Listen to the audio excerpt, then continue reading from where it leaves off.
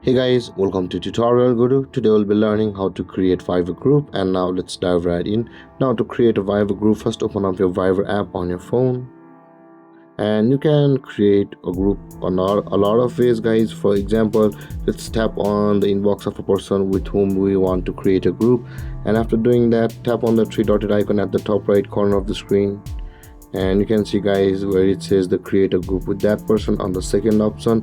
Either you can go through this process, which is the same as the next one, or tap on the messaging icon at the bottom right corner of the screen, and over here where it says the new group or community at the top of the screen, tap on new group or community and choose the person with which you want to create a group on Fiverr. And let's select these, and after selecting your contacts, tap on the purple arrow icon at the bottom right corner of the screen, and you can see you will be on this interface where you will be able to create a name for your group. For example, I'll be typing in demo group.